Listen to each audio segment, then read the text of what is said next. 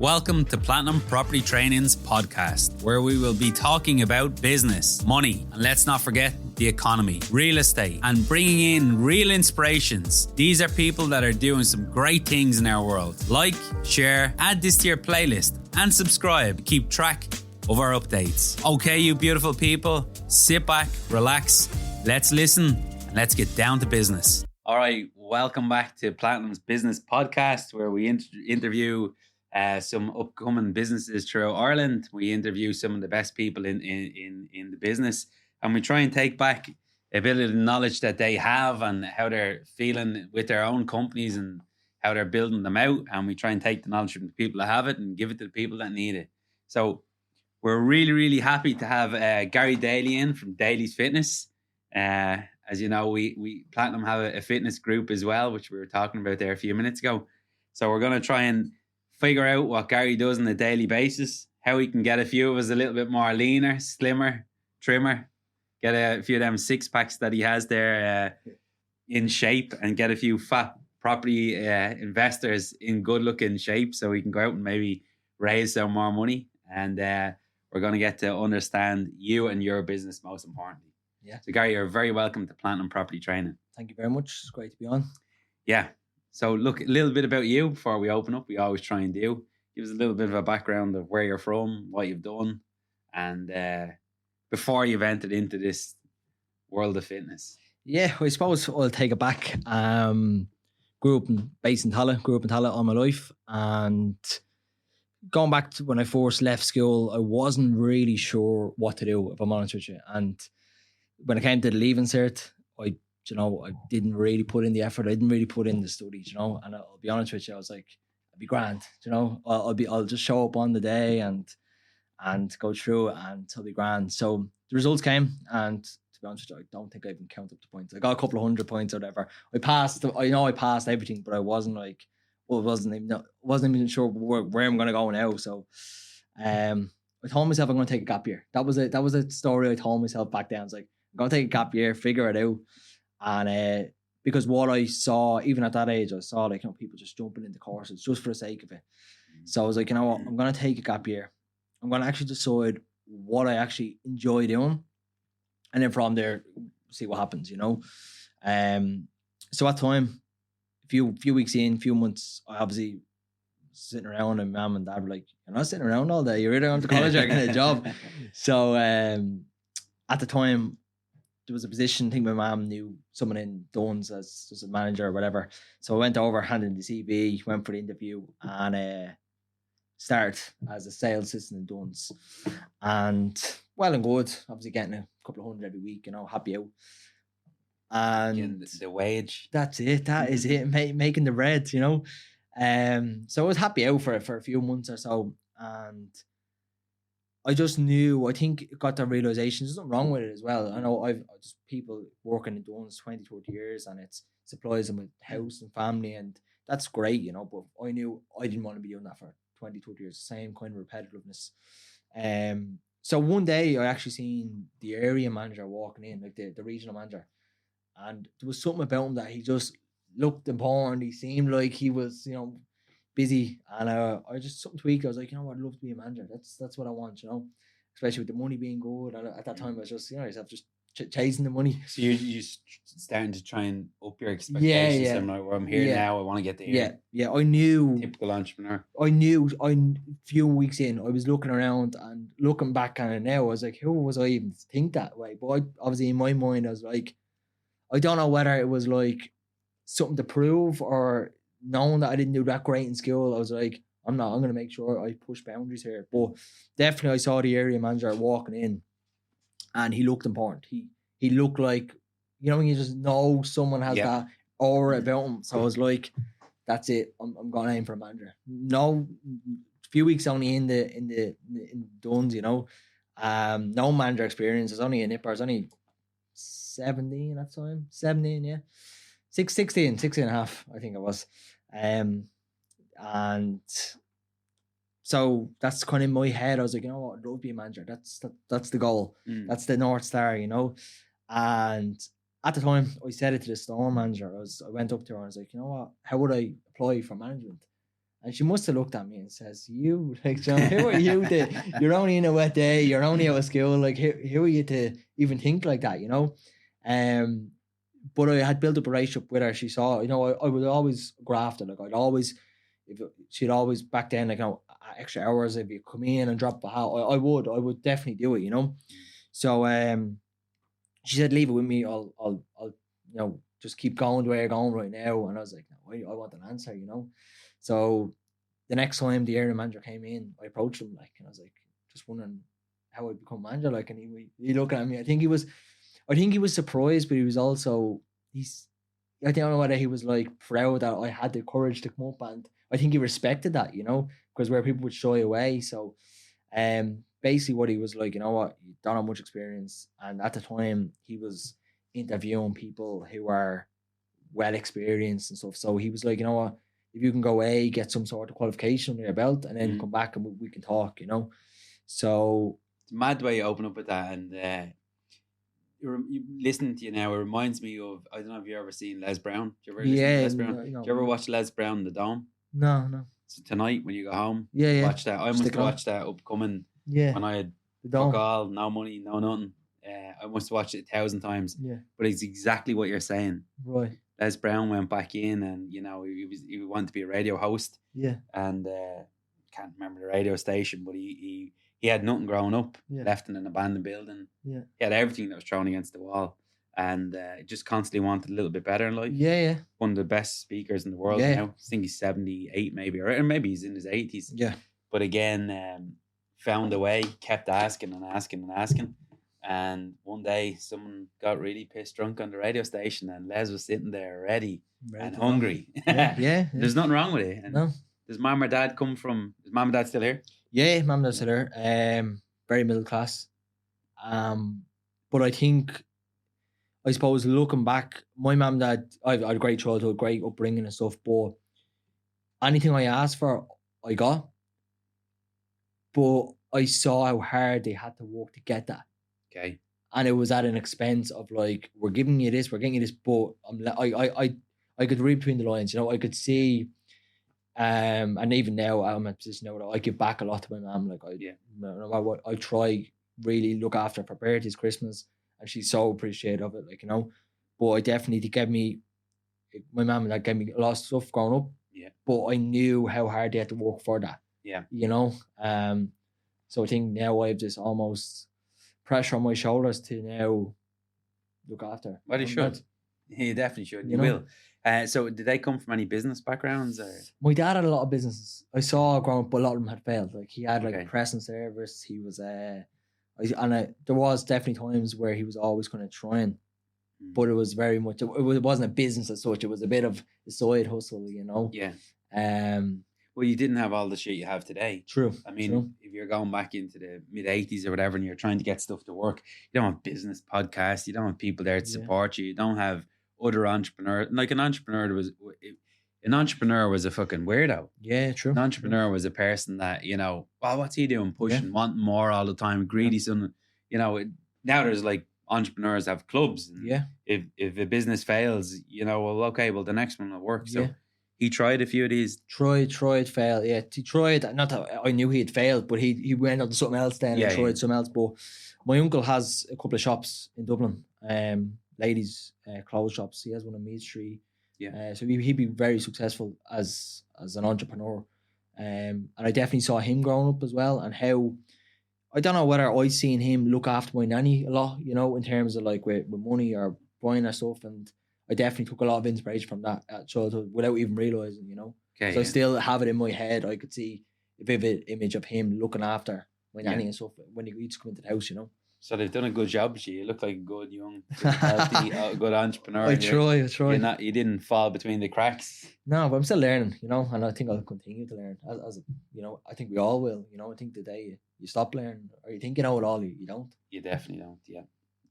Yeah. So then, did you ever meet Ben Dunn? No.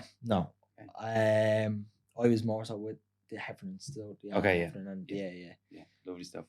So that leads us in then to your next thing in life. What did you? Yeah. You get into Dunn's. You You went for the juggler straight away. Yeah. Going for the top. No hanging around. That's it. Time waits for no one. So yeah, just a brazen. I suppose. Look back on now, I had a bit of a confidence in me, and look in hindsight also, and it was definitely a stage where I remember I took the gym very serious back then. So I was 16, 17, and I definitely had gone because I was quite chubby as a child. Yeah. Through my childhood, I was overweight and struggled with weight for years.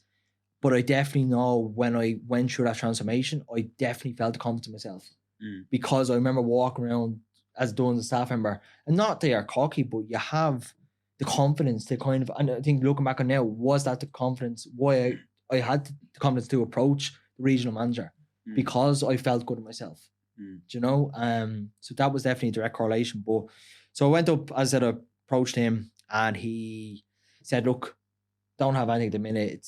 I'd recommend going off, doing a qualification. So didn't wait for any, went down to credit union. I didn't have any much money, got a loan, put myself through part-time retail management operations while I was working in Duns. So we used to go Duns, staff member Duns, morning during the day, because I was at school, you know. So I'd done that during the day, and then the evening time I went to town and Dublin City Centre and done the retail management operations in Dublin Business School.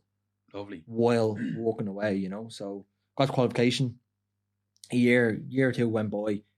A year went by. It was a year's course, yeah. I went back because it was pretty full on. It was full time for a year, or you could do like part time for 2 or 3. So while I was in doing staff during the day, I used to go to college in the evening time. So it was like an intense year course, and got the qualification. Went back. I was like, look, here's the qualification. I've also built up a year and a half experience now as staff member because I was only here a few months and then applied for the course. So I had a year and a half experience. And I also had a qualification. Yeah. So they were like, you know what, we'll give you an interview. So you got in there then? Went for the interview, went for another one. And Duns had, I don't know whether it's this old school mentality, but they're kind of like, how bad do you want it? Kind of thing. They showed, they proved to us. At the time, I was 18 then. They said, went through interviews, and they were like, you know what, we've one opportunity. I was like, yeah, I'll take it. They were like, it's in Waterford. And I was like, what? So, yeah, said, you know what? Took it. You went to Waterford? Went to Waterford, yeah. Jesus Christ. So, in my head, I was like, you know what? I'll drive down. And make it work. I'll drive down, I'll do the shift and drive back. But obviously, looking back on it then, I didn't even have the awareness to say, right, it's 2-hour drive, 10-hour shift, 2 hours. So, when mum and dad told them I got a job as manager. It's another young, like looking back in the cycle of entrepreneurs, and if you get ever time to study them, you can see these patterns. Like this is a typical, I know we're laughing about it, yeah, but the traits of an entrepreneur are clearly what you just said. Yeah. Let's go. Yeah, but I didn't think about that then. You're like, I'll figure this shit out. Yeah. I don't know how many times we just say, let's go, we'll figure stuff out. Yeah. You done it. So did you move to? Yeah. You moved to Waterford? I had to move to Waterford, yeah. Oh, and God. I remember my sister came down with me to do my first food shop. So Yeah. I was 18. I was I'm still am my mammy's boy, you know. So I couldn't cook, right? And she gave me this thing from her house. It was a circle. It wasn't air for a time because but it had a bulb and it heated up the food.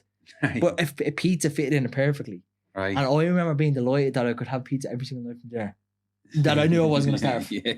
Do you know what I mean? And I remember looking out on I got a 1-bedroom apartment. It was cheap rent, 575 a month for telling you. Won't get that now. I won't get it now. But I remember looking out at the window, looking into the city of Waterford, and I remember saying to myself, "What am I doing?" I was so far out of my comfort zone. I have no idea what was going on. I was stepping into a new role. I was young. I couldn't cook, and looking back on hindsight, it was the best thing I've done. Right. So Because- that really opened. Yeah. That was you again, sort of pulling away from Yeah. Amy a little bit as well, 100%. and Yeah. starting to figure out life, which is a real problem for people nowadays, because I know younger generations coming up now feel they can't because of this property market. Yeah. And unfortunately, they can't step outside because it is too expensive. It is Yeah. harder, and they're trapped. And a lot of people want it. So Yeah. you got out the door, Yeah. You got down there, you started to figure out life. Yeah. What happened? Learn to cook, learn to do my home washing, learn to do the washing machine, and just kind of showed up into, stepped up into the role, you know. And I think looking back on, I'm still very good friends with the store manager, who I first went down to. Now we've built a good relationship, and we're like, I chat to her on the weekly basis, you know. She'd ring me, how's business, or she saw me doing something well, and I was in London, whatever, doing whatever, but she'd keep up with the socials. But I remember going in wearing the suit, like, and I felt great. I felt $1 million, you know. And she told me a few years after that, she rang the regional manager who I approached a few months back, and she was like, "This fella, it looks like he's don't have to make his commune." I was only 18. So I was one of the youngest managers in Duns, you know, at the time, which is a great achievement, you know. But so yeah, I was just pushing down there, working away, showing up, and I got to the stage where I missed home. Like, I wanted to get back to Dublin. Like, all my friends were still, I was only 18 still, like, you know. And it was also the thing where say I was on about, maybe at the time, probably $2,000 a month, and 575. I still remember, because I just pay everyone's. But it was like 10 son of a bitch's landlords. It was like, so 5. So say more than a quarter was my wages, or was the rent, and then obviously cost of living and whatever. So say half my wage was going on rent. So I was like, if I move back with my parents, I don't need to. So I was pushing to get back home to Dublin, obviously to save the money that I was spending on the rent. But obviously my whole life was up here as well. You know. So I was pushing to get back to Dublin, came back to Dublin, and went to a different store, Sandyford, Beacon. And it was good. And then didn't really go well with the manager, and she made my life quite difficult. But looking back on it now, I owe her a lot, because I went through, like, she really tested me, because I never had that test before. And everything up until that point was plain sailing. Everything was sunshine and rainbows. And then I faced a difficult character. And looking back on it now, I definitely, for a year, I was, you know, she as you made my life quite difficult, but she learned me to build my character. And for years, I really was angry about her, but I'm so thankful looking back on it now, because I now have built up the character. Because, you know, your business is doggy dog. I mean, if you can't put up with a good fight, a good row, if you can't stand your ground, if you crumble at all, you're not going to be in business too long. You have to be able to literally pull it together, show people you can lead, and say, this is the way we're going, and I don't give a shit what anyone says. And, you know, we've had boardroom meetings in there, and people have taken the door off the hinges, and I said, don't let it hit you on the way out. I don't give a shit. I mean, it's my way or the highway, and that's, I mean, that's what she done to you. Like, looking back on now, like, I remember meditating. This is God's honest truth. I was meditating before every shift for me to deal with what was going to come. But looking back on it now, I'm like, I'm so thankful for that. Because now when I have tough days, I'm like, it's part of the journey, you know. Absolutely. And getting into business, like, you know yourself, it's no after no after no, or there's so much fires, and I like call it shit sandwiches that we have to eat on a daily basis. And then all of a sudden we get that little bit of a win, and we celebrate for probably a few hours, and we're back eating the shit sandwiches. Yeah, exactly. It's a good point. That's a very good way of putting it. That's the way I look at it, you know. And it's literally, no matter what kind of happens from a business level, I'm just like, this is just a shit sandwich. This is just another shit sandwich that I need to eat. It's definitely one way of looking at it. I listened to it wasn't a podcast, but I listened to a good bit of Kevin O'Leary, and Kevin O'Leary used to work for Steve Jobs. I don't know if you've ever studied anything about Steve Jobs. I've heard of him. He's not as fucking happy difficult. As he made out. He was ruthless. And for Kevin O'Leary, which is hugely successful. Like, I mean, they 50 odd companies in O'Leary's O'Leary Capital, O'Leary Ventures. I think he's 50 odd companies in there. And like he just said, there's only one person that will ever has put a scar on me in business. And I don't know if he's done the right thing or the wrong thing, But that was Steve Jobs. He Mm. was horrendous. But he had one or two companies. Yeah. Now he's 50. Yeah. So if you look back at what that woman done, Yeah. and now you're up running.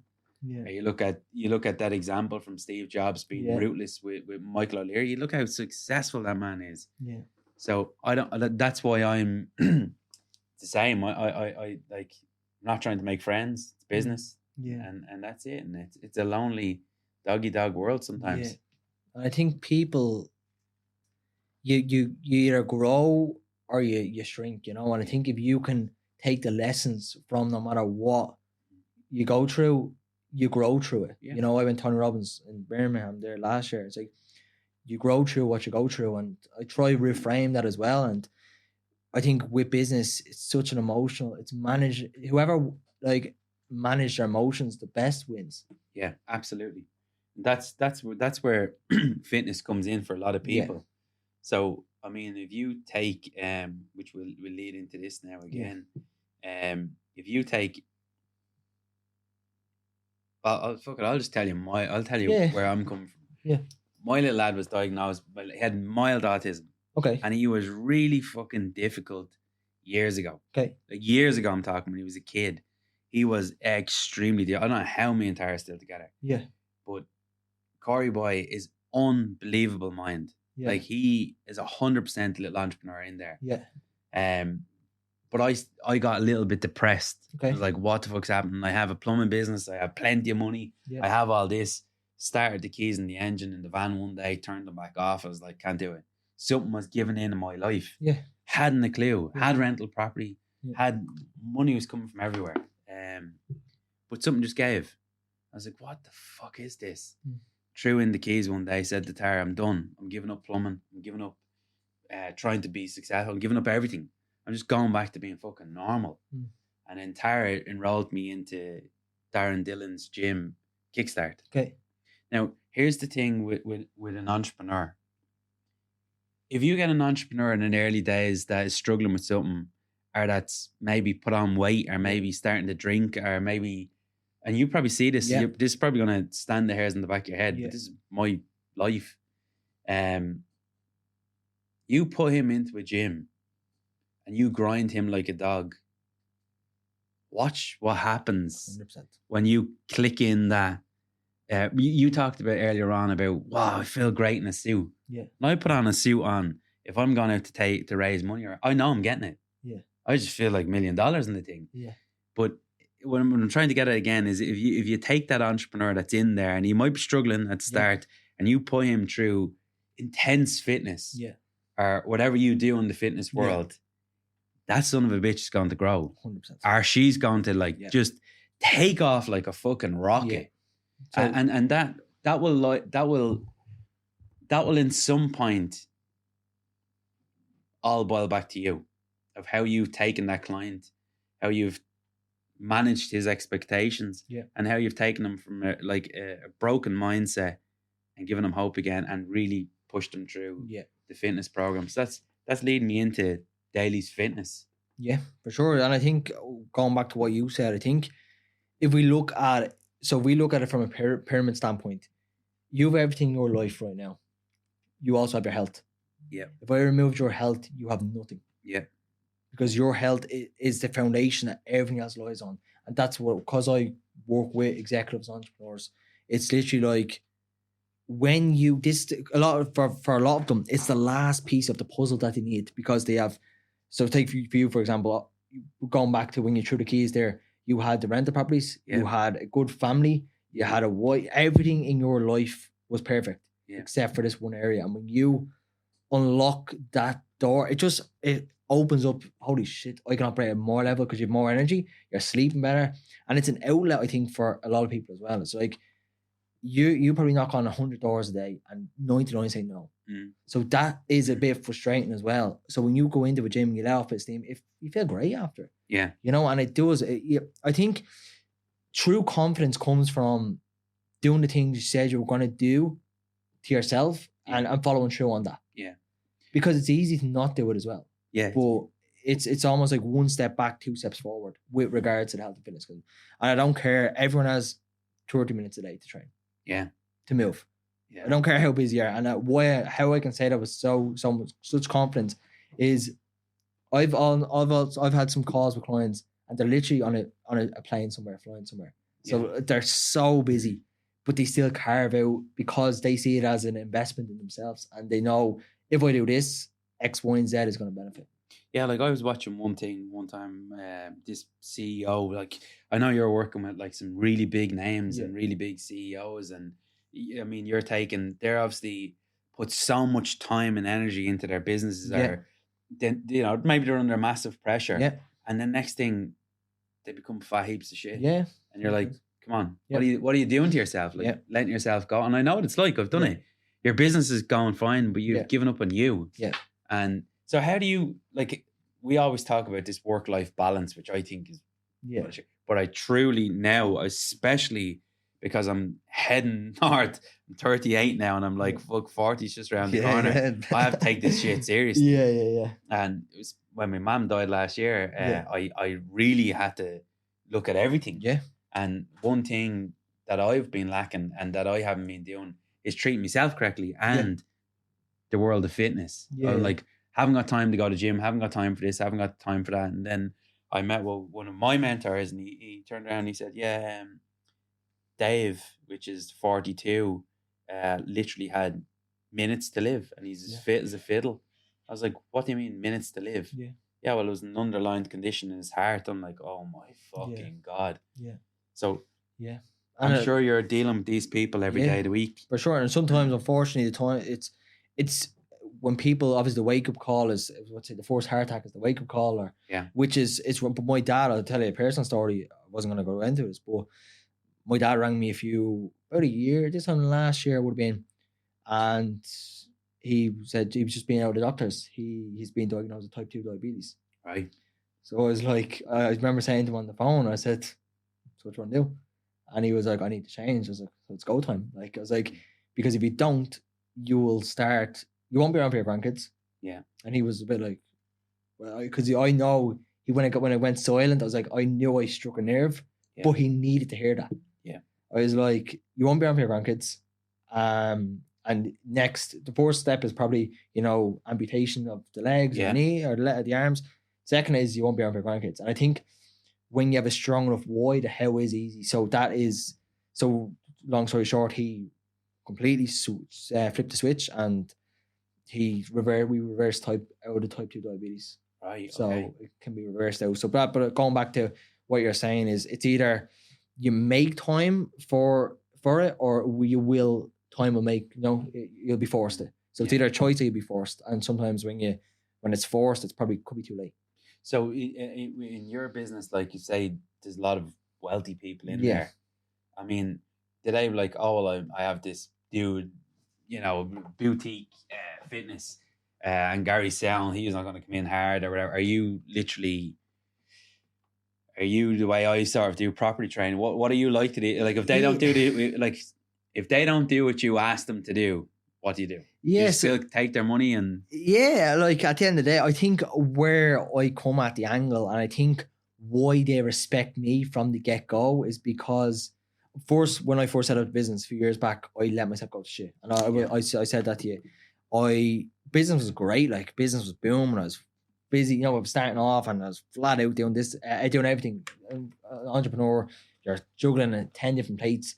Business was great, but I let myself go to shit. Yeah. And as a result of myself going to shit, business started to slow down.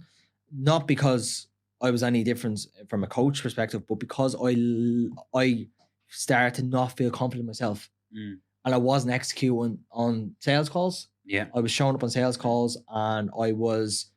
People feel that. There's a proper energy. And if I say something with conviction, you feel that. And it's I don't know, like even on a Zoom call, you can feel the it's like the determination. You feel like, right, he means what he says. And if I'm telling you should be looking after your health, you're an entrepreneur, and I'm speaking like this, and I'm like hiding behind, I'll take off my t-shirt, you know what I mean? So and tell you, this is where I was, this is where I am now. And I can tell you from an entrepreneur standpoint, from being in fantastic shape, everything else benefits. 150. I mean, if there's a fucking button that Aussie can press over there, I mean, that there is gold, because that is fact. There is not, and it's hard to get out there, and it's hard to fucking, the rain is coming in, and the last person you want to see is Daly. But fact, 150%. You get that thing on key, everything starts to get a little bit better. And it does become habitual, I know. And as I said to my clients, my like the average client stays with me is 3, 4, 5 years, you know. So I've clients when I first started with me, and they're still with me because, and I say to them, I was like, I want you to be able to turn around to me in 6 months and say, you know what, I don't need you anymore. But I like the community, I like level of coaching, I like that bit of accountability, and I can see the benefit it's having to my life, my relationships, my energy, my family, my sleep, and my business. You know, I have entrepreneurs who they say their business is doing so much better. So that investment that they made in themselves, they've got back tenfold. Yeah. Because they've the confidence, they've more energy, they're showing up with conviction. And this is a harsh statement, but I'm going to say how it is. I genuinely have been, I'm only a few years in business, very short. You know, I'm very small fish. Yeah. But people respect people who are in shape. Yeah. In the business world. And I think there's a massive shift. Even if you look at the big names like Dana White from UFC, he got himself in great shape. Jeff Bezos, great shape again. And people are seeing the change, and they're like, this hustle and grind culture, of course you have to grind, but you have to fill your bucket as well to a certain extent. So you wake up in the morning, you have a bucket of water, you pour a good bit into the family, into the business, into on site. But if you're not pouring a small bit of water into you will cracks will appear, and you will fall to shit slowly but surely. Yeah, and that's I know there's a lot of people that's like, okay, 4 o'clock in the morning, we're up out of that bed, we're marching around like fucking lunatics, we're going to run the streets, we're going to do this, we're going to do that, we're going to read 100 pages. I'm like, well, hang on. If that's so productive for you, you're like, are you going to be burning right through to 9 o'clock next night? Or like, what type of life? For me to get up out of bed at 4 o'clock in the morning and burn, I will literally be dead by 6 o'clock in the evening. Yeah. Because when I'm burning on all cylinders all day long. But I tried the early stuff. Yeah, it just doesn't fucking work for my body. And my kids are like, my lad now is 16, my girl is 12. They don't get to see enough of me. And then I'm like, I'm heading to bed. That creates anxiety for you nearly. And it doesn't. We like, she comes down at like 11:30, a cup of tea then. I'm like, fucking, she's not going to be here much longer. True. I only have a couple more years of her. So I'm like, cup of tea. So like, the productivity side of an entrepreneur, getting up out of bed at 5 in the morning or 4 in the morning and grinding straight through, great. If it works for you, do more of it. It's not productive for me. No, for me, I tried it as well. I tried morning routines, right? And what was happening to me was, I think I read a book, 5 a.m. Club or whatever, which is but what was happening, I was waking up at 5. I was doing like as you said, a chapter of the book. I was doing a meditation. I was doing this and this, and it was getting to about 7:30. Chapter of TikTok as well. Chapter of Instagram. But it was getting to the point where 2 hours went by. I done no work on the business, and I was actually feeling anxious that I was spending so much time on myself in the mornings. So my thing now has changed. I will wake up, and like I will try get some daylight. Obviously, in Ireland it's not great. But I'll try to get some daylight in my eyes first thing for the circadian rhythm, so I can sleep then that night, and I can touch on a bit as well. But basically, I try wake up and I plan out my day. If I take 5 minutes, I write down what exactly I want to achieve on that day, and then crack on, get to work. You know, and so let's get into this then fitness world of yours that you're in now that you set up. Give us a quick rundown of how you set it up, what you do, what it actually looks like, because I think the space you're in. Again, I'm not into. It's an online space. I think I've seen a lot of gym owners. I've worked with a lot of gym owners. They're very successful people. I see a lot of coaches there offline. A lot of people come in here and they're like, I'm buying out houses. By the time I actually get to know them and know what to do, we've had a good few pass through the store that have bought units outright. And I said, what do you do? And they own some fantastic little gyms. They're obviously a profitable business ran correctly.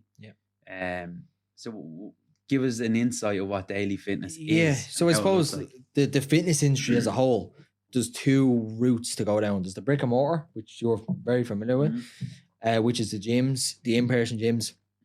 But there's also the online coaching. The online coaching has been around a few years, but what really sparked it was COVID. Yeah. And it just works. It's like it's just in Zoom, but it's not like, so I'll tell you what it's. So I have an app that I use. Yeah. And it just works because I have clients in different countries, different time zones. And we can adapt a plan that works around their lifestyle and their life and their time.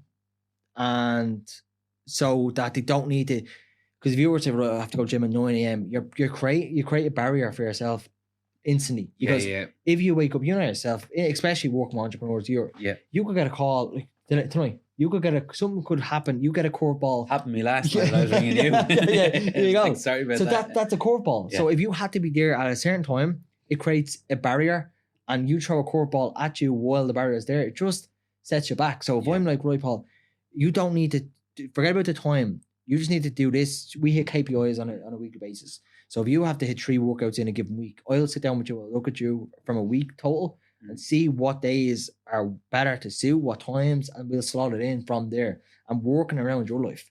So how it looks like, we have the app that we use, and I'd customize, personalize, suit the individual, depending on their goals and whatever. But each exercise will have a tutorial of how to actually do the exercise, and then in combination with that, the accountability is huge. You know, that's where they're pushing them, and knowing that they're part of something bigger than themselves, which is the community, full of all like-minded individuals. So let's say I join in the morning, right? Yeah. And I'm like, and you know, I'm sure everyone goes to you, what you want to only lose the belly. Of course. And you're like, oh, shut up. Yeah. You're gonna lose the belly anyway if you do this X, Y, and Z. But like, let's say I join in the morning and I get an app on my phone. So through the onboarding process will basically, long story short, will be literally, I'd send you a form. You'd fill out the form of what exactly, go in detail questions that I need to know. From there, then I'd build out your program, and then the other side of that is the nutrition protocol, which is literally there's a couple of different routes where I can go down. I can give you a meal plan to show you exactly what to eat. But that's another barrier from a restrictive point of view. So if you're very, very new, I would probably give you that. But if you're relatively new with nutrition, or you kind of have some sort of grasp on it, it'd be more of a flexible approach. So it's like eating the food you actually would normally eat on a daily basis. But when someone can see what you're eating, you make better choices automatically. Right, okay. Do you know? And like that's what I say. If you, instead of you, because a lot of us know what we should and should be eating. Yeah. Or not that we shouldn't or should be. We know 6 packs of crisps is probably not ideal, but 1 a day, it could be fine. Yeah. So it's having that balance as well, and just staying accountable from that. But the community is a special place, and it's powerful. Yeah. And it's something that I was hesitant to set up in the first place. Like you've got like an online forum or a group chat. It's a WhatsApp group. Yeah, that's all. Yeah. But we do, but it's all individuals who are all striving. They're all in the business world. They're all busy, but they're all still getting results. And what you find is people come in and like, oh, I'm too busy. I don't have time. But then you look at Paul here, who owns Planet Property, he's a family. He runs a big business, big operation. He's running from here to everywhere. He's gotten this result. So why can't you? Exactly.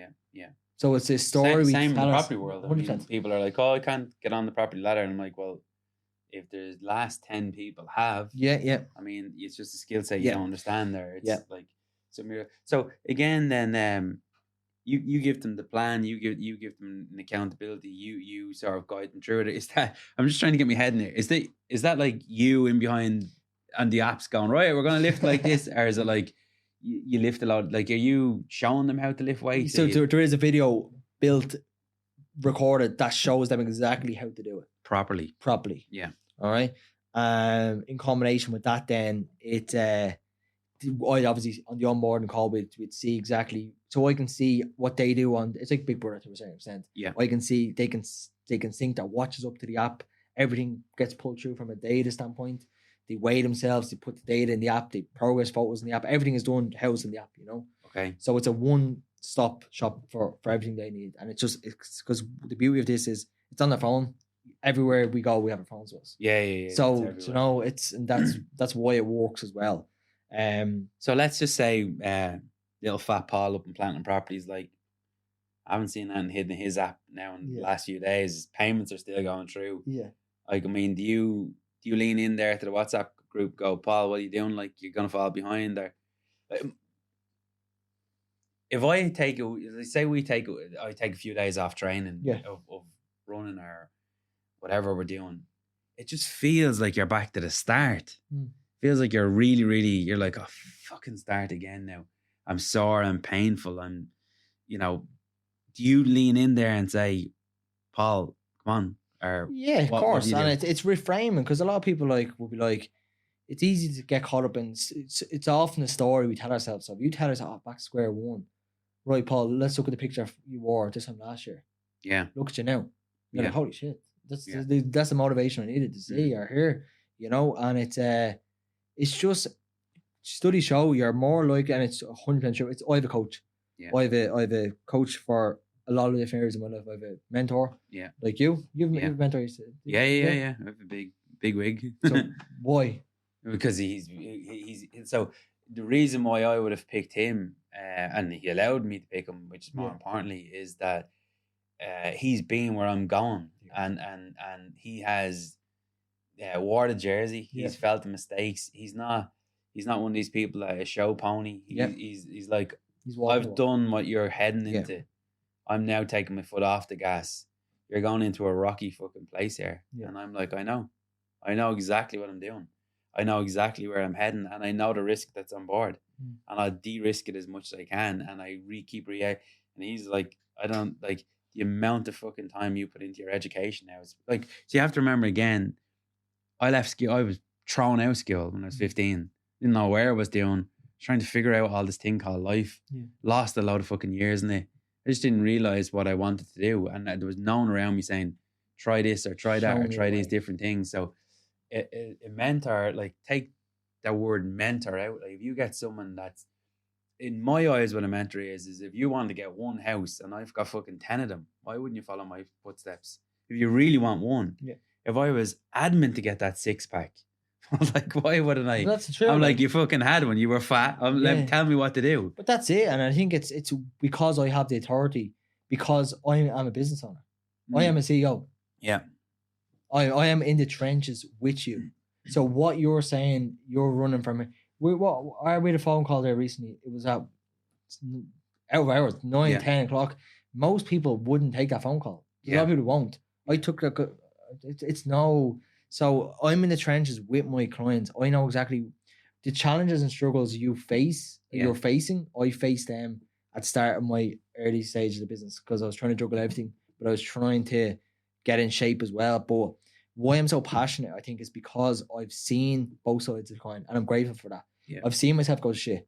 And I think because I speak to people so direct, is because I know they're going to come to me this time next year and say, thank you.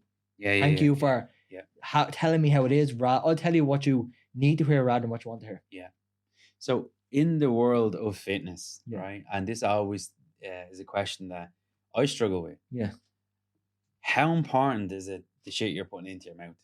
Oh, it's everything. Like, it's everything. Yeah, I'd say the nutrition. I feel my knees some days. I'm like, I said to Tara last night, my fucking knees are just gonna go to dust. We shouldn't be doing this shit. We're doing this 30 fucking. It's 75 hard, but we didn't. Yeah. No alcohol in my life for 30 days. Ugh, that's dodgy. I like to have a pint. Yeah. I like to chill out, and again, I might go out on a Saturday and have 3 pints of Guinness, and that's about the highlight of my life. Yeah. No one listens to me after the 4th pint. So.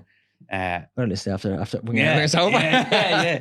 So we that's about it. So we decided we were doing the 30-day hard. Now that's 2 training sessions a day. Right. But I literally feel like, and then I don't take tablets ever.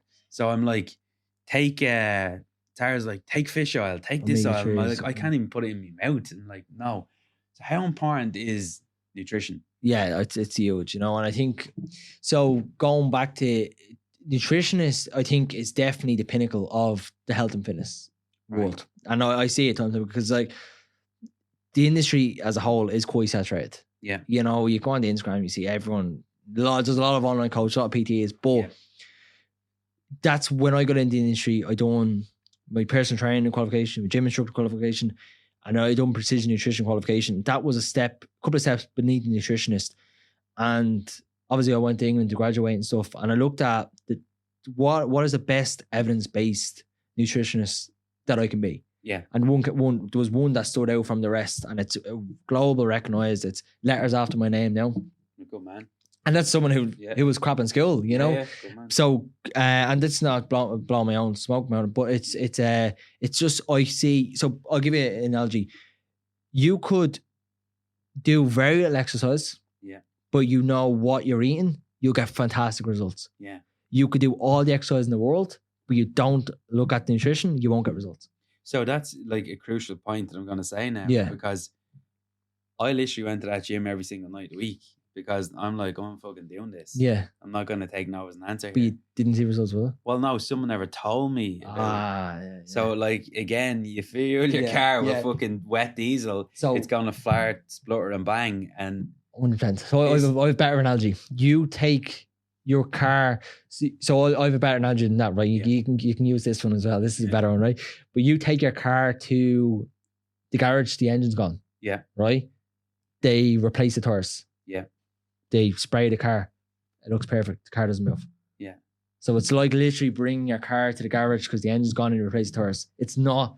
Yeah. It's counteractive to what it is. So yeah, it's challenging, and I think that's where the downfall is because it's you're how long were you in the gym for that day? I would have been in the gym, in that particular gym. I would have been there for.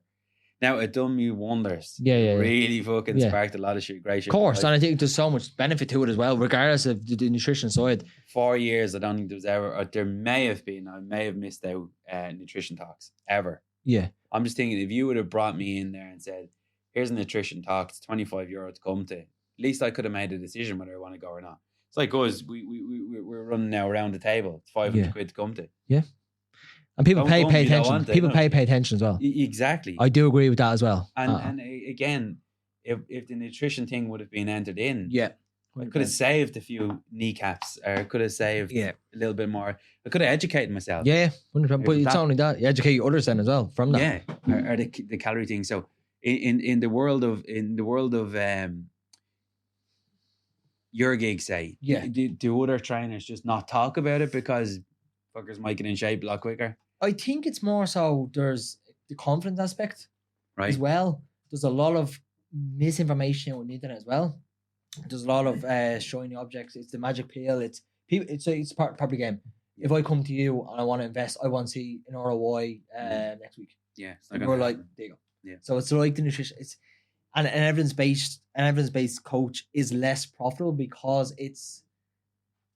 I won't sell you a dream. I'll tell you, it's gonna take time. Yeah. It's gonna your 10 years of eating crap is gonna take a bit of time to unravel and to get results, but it will be done. It won't happen overnight, but it will take a few weeks, Yeah. But are you willing to put in a few weeks to see the results? A lot of people aren't. Yeah, that's the truth. A lot of people, I'm sure you probably see it in that space too. Someone might come in and say to you, I want to lose 2 sizes down for the wedding. Yeah. And I'm sure you're like, okay, no problem. We're trying. Well, I'm just thinking out loud. You might put them on a strict program or whatever. Yeah. They lose the weight to the wedding. The wedding's over. The son of the bitches get fatter again. Yeah, 100%. And it's like that doesn't work for me. Yeah. Whereas I think what I'm listening to you from anyway, if you change especially with the educational side of it, but if you change the format of training people and say, but it is getting out there is tough, but it's a little bit tougher of you putting your hand in the fridge and taking out 2 chocolate bars or putting your hand in the fridge and grabbing some grapes. So don't be a stupid fool. Yeah. Like if you really want results and long-term results. And then what that's leading me into now is like cancer, all this fucking shit is obesity coming. is the biggest killer. Yeah. And the like weight around it. Type 2. Yeah. Yeah, 100%. And I think it's so my program, the Lifestyle Change program, I've cultivated a program for the Lifestyle Change program because that's what it is. It's a lifestyle. It really is a lifestyle. And listen, not get me wrong, I have a bit of crap every day. Yeah. For sanity, for peace, for you know, but I do think I'll base 80% of my foods on whole nutritious foods, and then 20% a bit crap.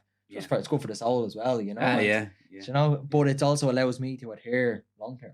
Yeah. And that's a number one factor for someone to get results or not. It's adherence to it. It's people should be able to ability to show up on a daily basis. Yeah. Because like also like not everyone is entrepreneurs or whatever. So if you can apply that same willpower, and I think also when you apply a bit of willpower and say no, it's a superpower as well.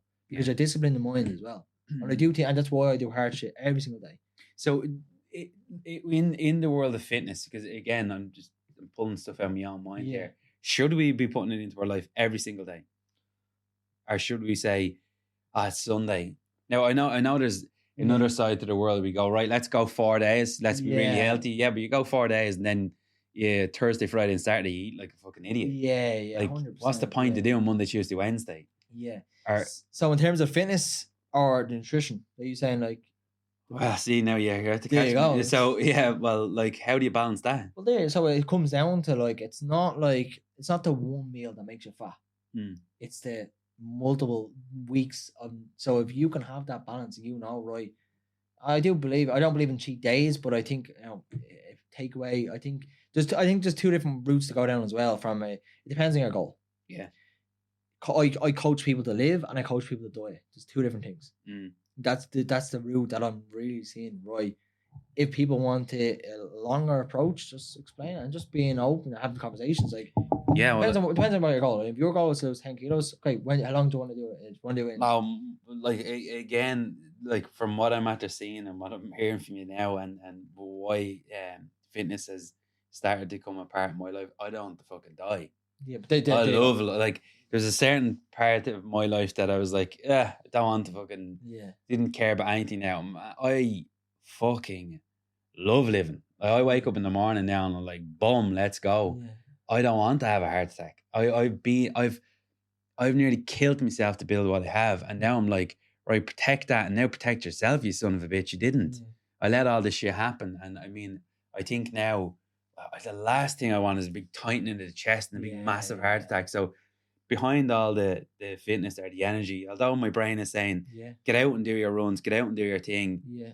I'm just saying to myself, should I be doing it 7 days a week, or should I do like intensive, like say 4 days, good solid training, not killing yourself, but like just getting out there again, and then really them other 3 days trying to figure out the food correct. Yeah, I think it's definitely does it. It's a tough question to answer. There's no one direct answer because case by case basis. Yeah, but it's knowing when to push and knowing when to pull. That's the big thing as well. It's you're going to go through stages of business where work is hectic, and that's when you kind of pull up, and that's when the flexible approach comes in. So it's knowing when to push, knowing when to pull. But so in terms of the training, like if you know you've easier, slower days in terms of business, not slower days, but you can fit it in, well and good. But like if you can have fitness complement your life rather than complicate it, it's like fitness could be going on a walk with Tara. Yeah. You're getting some alone time. You're getting some natural sea air if you're going on a walk in the pier.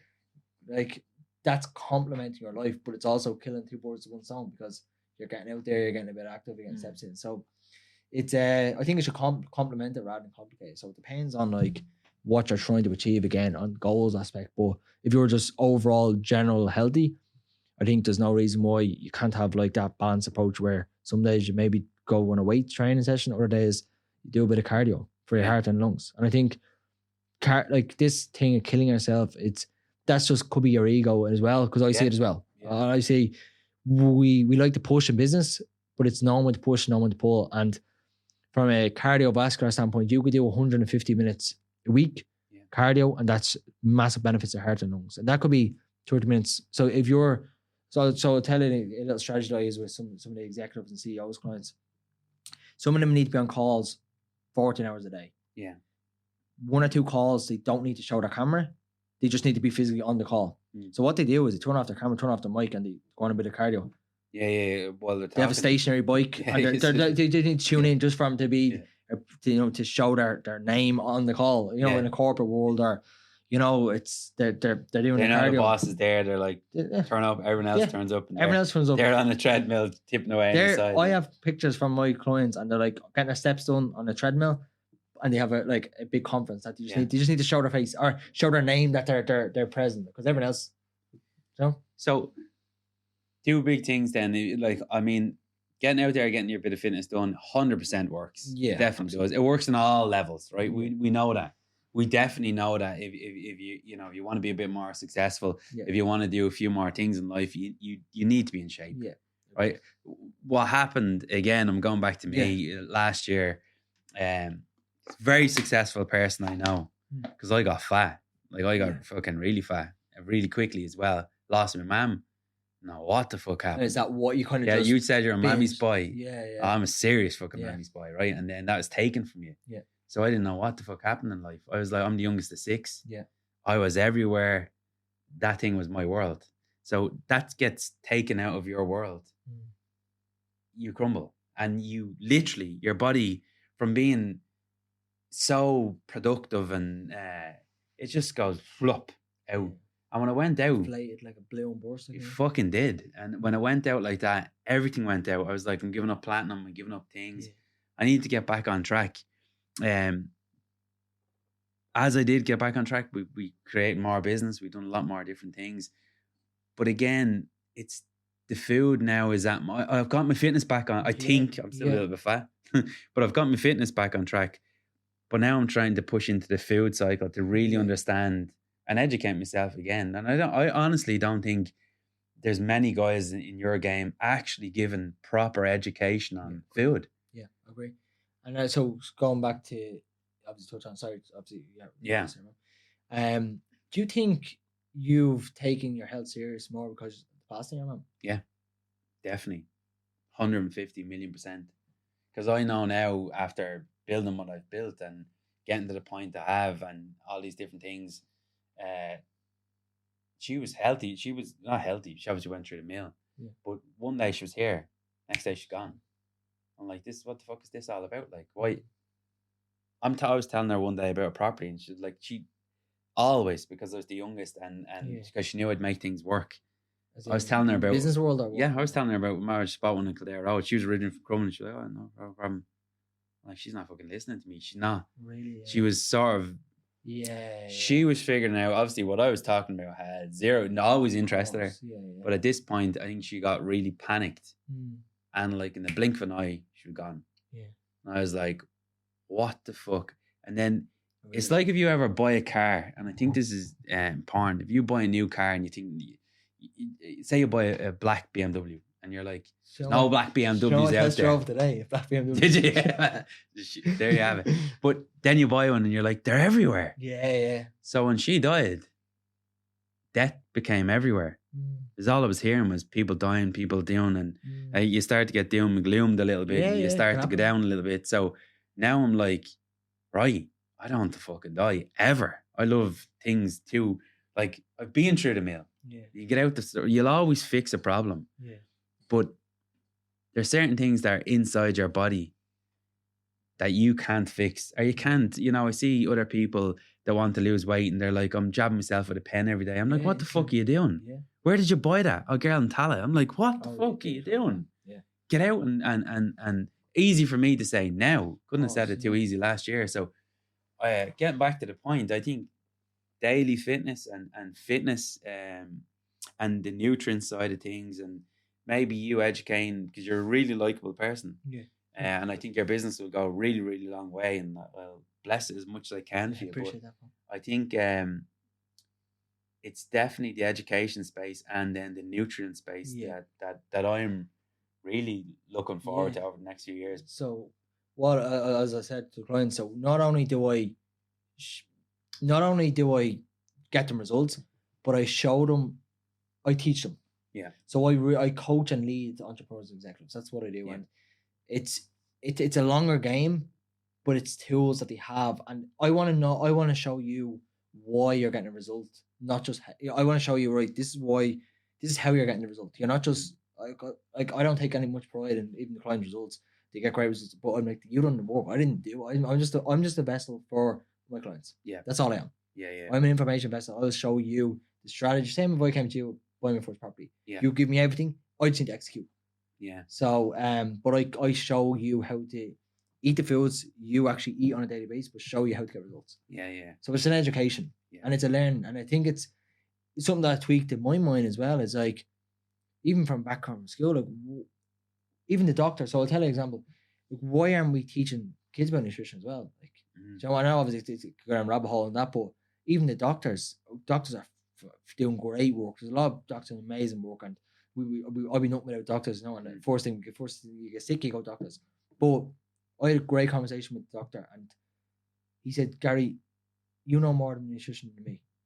He said the small bit of learn they get taught through their degree on nutrition is very small.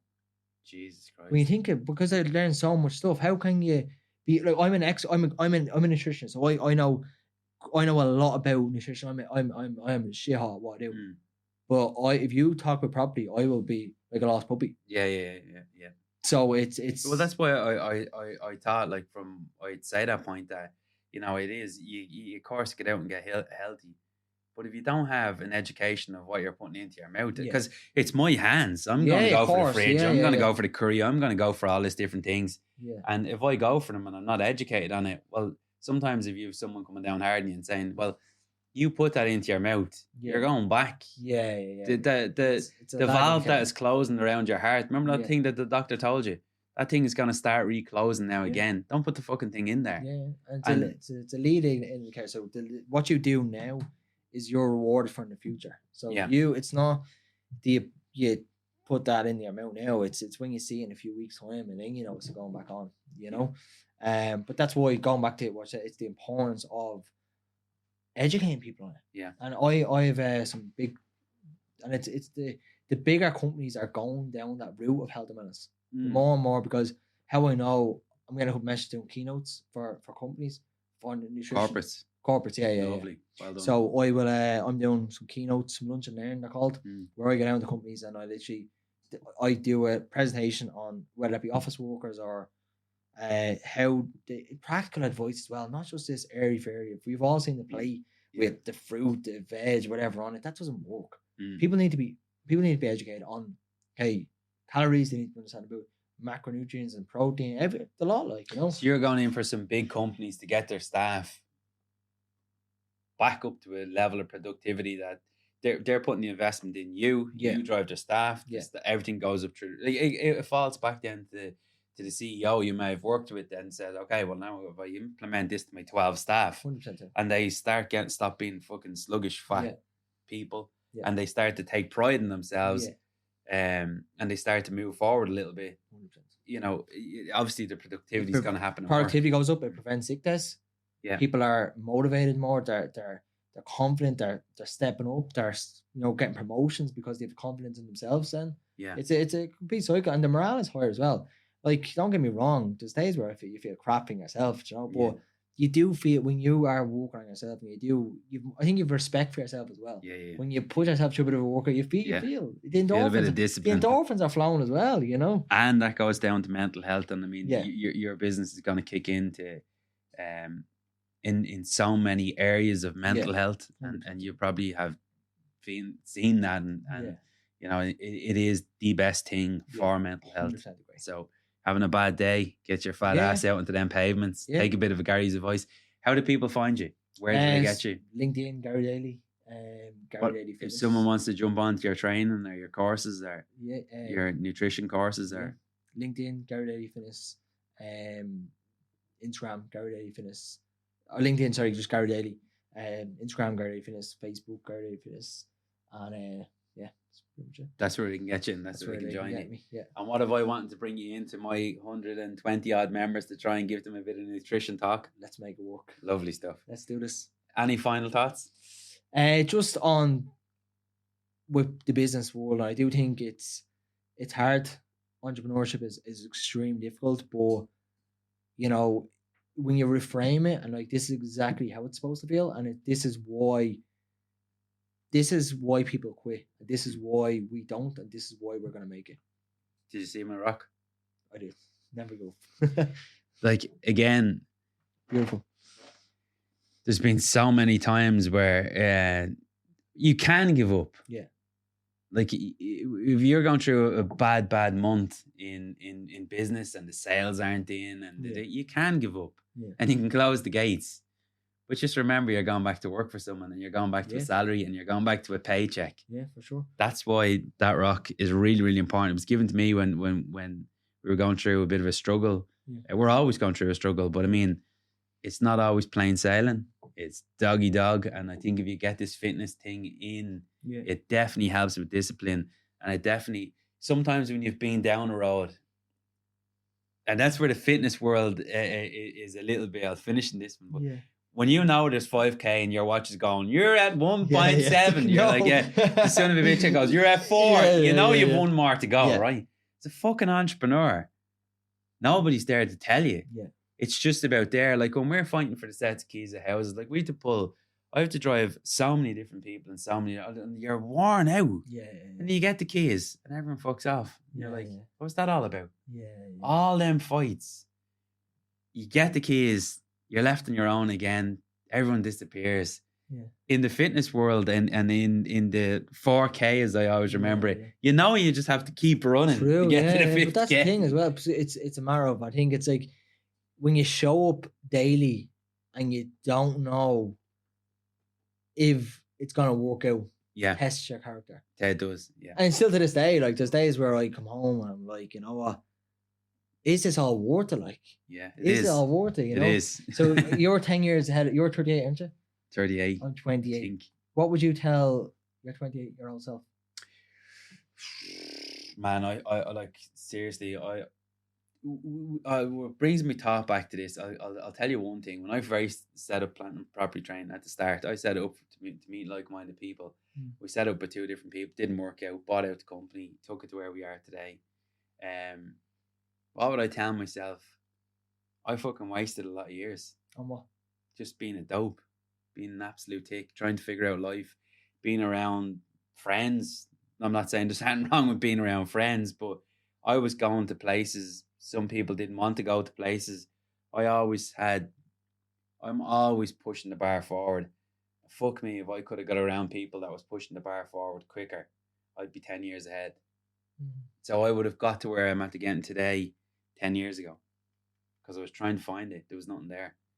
And I was finding it in the wrong groups and finding the wrong circles. And then I wasted time fucking around pubs and falling around drunk and not figuring out life. I mean, like you talked about earlier on about you showing your nieces or your nephews little tricks. They won't forget that. Hopefully not. You bring them in, you just keep showing them little things that when they're going, when you hit, my little lad's hitting 16 now. 16 to 24, you're either going to make it or break it. Don't care what anyone says. We had one person here when I took over the company. Sorry, I forgot to finish that. When I took over the company, and I rang it, this little lad was selling shoes, and his mom rang in here one day. He wanted to do everything. I said, "What do you do?" He said, "I sell shoes." You're still in school. He goes, "I know, but I want to be an entrepreneur. I'm doing this, I'm doing that." And I'll never forget it. His mom rang in here one day. "You don't let my son in there." I was like, "You fucking dipshit." Yeah. We've letting your child in for, we needed consent from the parent to say, look, your son wants to come in and sit in on Zoom calls and training with entrepreneurs and business owners. You don't attempt to let him in there. Why don't she blocked him from mixing with other entrepreneurs? So like, think of that risk, right? What she just didn't want him to be involved in thinking that he could ever probably have a house, or she wanted him to keep mollycoddled in the corner. And you can't do that to entrepreneurs. You have to let them be free. You have to let them experience different things. But she went ballistic, went absolutely ballistic. And that really brought something back in my life, because I would have loved to be pulled into a big group then. If I would have been pulled into a big group then, I would have been a lot more successful, a lot quicker. When did you know you were successful? At what point? I think when I just knew it was different. I think when I realized, this really, it's crazy. Like, I had this major problem with school. Major problem. Yeah. Hated it. Yeah. It hated me. Yeah. And when I figured out that I sort of from going from say 18 maybe when sort of 18 to maybe 25. Yeah. I just thought it was thick as shit. Mm. I did not realize that, I had this skill set hidden away up here that I just hadn't scraped into yet. It's interesting. About 24, I think it was, maybe 25. Yeah. And once I figured out that I had that skill set, a friend of mine, he had about 41 properties, and I was going around fixing them all. Mm. And I remember one time he said to me, "Listen, will you start collecting the rents?" I was like, "What?" Just collect the rents, put it in the bank. I was like, "Oh," and then the penny dropped. Yeah. I was like, "This fucker's got that lazy from this gig that he won't even collect his own rents. He wants me now to fix the properties and collect the rents." Yeah. And I did that for a long time. Yeah. I was like, "This is the only fucking gig in town that I know. I can deal with people very, very well. Yeah. I can manage properties. As well. People skills is And going back to you saying you putting a suit on, I went back to one of the property companies I trained with in England, which I have great respect for. They taught me a lot of stuff. Paid them a lot of fucking money. Yeah, but look, that's it. Yeah, well, tenfold. An investment again in yourself. Went back over for a day's training 1-on-1, and I said to him, "Look, I want to do this, and this, but I'm finding it really hard to raise money." And he says, "Okay, stand over here." And we walked over, and there was a mirror, and he said, "Look at yourself." And I said, "Yeah." He goes, "I wouldn't give you a fucking penny." Wow. And I said, "What do you mean by that?" And he says, "You're in the business world now. You're not a plumber. You're not a brickie. You're not in the. You're in the finance world now. Go get yourself a suit. Go and raise money." And fuck me, it worked. Like we're turning away money. That sounds crazy. I'm like, we do not need any more money. I think your identity, and I think that's why definitely I faced that bit of thing where I wasn't shaped. There was an identity thing where you feel like a lawyer. So maybe then I don't know how obviously we get it all the time. Yeah, exact same thing with property training. In England, there's been some amazing scam artists. Yeah, but there's sort of things. We get the backlash over here, but it's not anyone. You question yourself at times. Listen, you turn up with a 6-pack. You don't need to question yourself. You know you've put in the work. True. We take a set of keys in. We've done the work. I don't need a fucking rub off the back off anyone. Was there a moment in your life, and to finish on this, the aha moment that you felt like you made it? Yeah, well, so again, last year I bought my man that bungalow in Aylesbury. So what I'd done was I'd set out to. I remember I've cleaned the fucking drains in this bungalow when I was 7 and 8 and 9. And other women were coming to me. I said, "Don't let your son put his hand down drains, cleaning drains out." She goes, "Well, look, I can't stop. I don't know why he's cutting gardens. He's doing all on his own." Yeah. So if your kid's doing any of these things, you probably have something in there. But last year when I decided that with the skill set I have now, I was able to put a unit together in Aylesbury that had fallen down. So she had, before she got sepsis in her legs, and going up the stairs was difficult. And my brother owns a bungalow in Aylesbury, and she always loved the little bungalows. So I said, "Fuck it, this is the thing now where she downsized," because I thought she was going to live to 100. Yeah.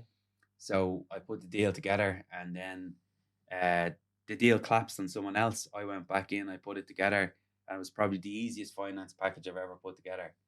And I stood back in the field that day and thought to myself, "Fuck me, man! I literally can put any in the property world. If you put your mind to it, you will find a way of how to do it."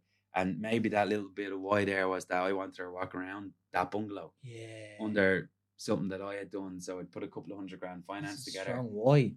Yeah, and it was backed perfectly. She wouldn't move into it. Wow. She never got a chance to move into it. She probably would have eventually, but of course. But that's just stubborn and she was just she got 6 kids. Of course, that wrecked the house. But that for me was probably pinnacle, and that only happened last year. Wow. And then other people remind you again when you're in the world of business as well. You will create a storm, and when you create that storm, people have to try and follow behind you and tidy it up, and it's stressful. Yeah. But watch what happens. It's exactly like the fitness. If you dedicate to it, watch what happens to your body. If you dedicate that in business, watch what happens to your business. It's the same thing. You just have to be prepared to. You're not fucking around out with your friends. You're not up all weekend. you're working, you're grinding, and you're hustling from the minute you open your eyes to the minute you close them. If you do that 365 days a year, 10, 14 hours a day, you're getting whatever you put your mind to. I know.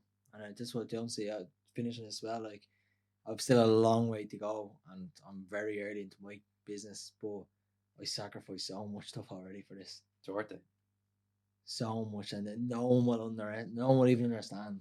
Yeah. Well, I mean, none of my friends or family will even understand, but CEOs and the people that are watching this podcast will understand. Yeah, true. They resonate.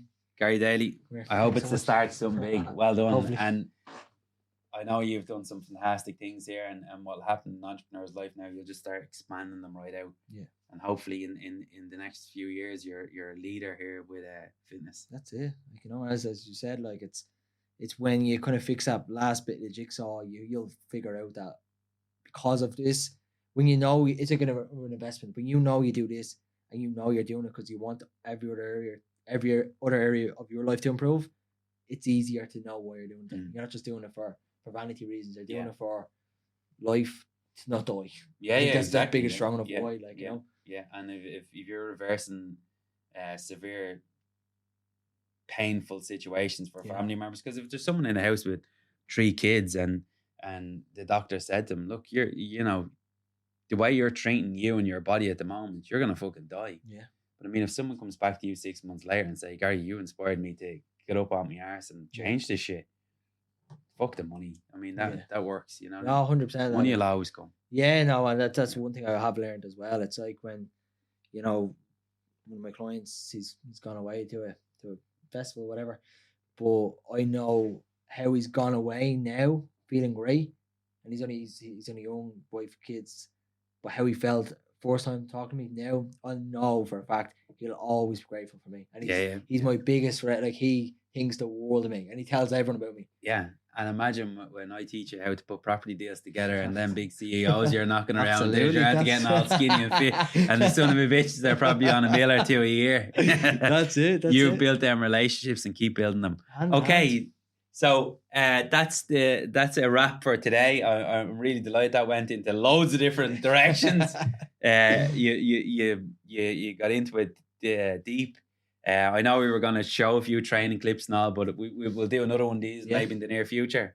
Thanks a million for coming over to our HQ and enjoying our studios. And we will talk to you in the near future. Thank you so much, Paul. Thanks a million.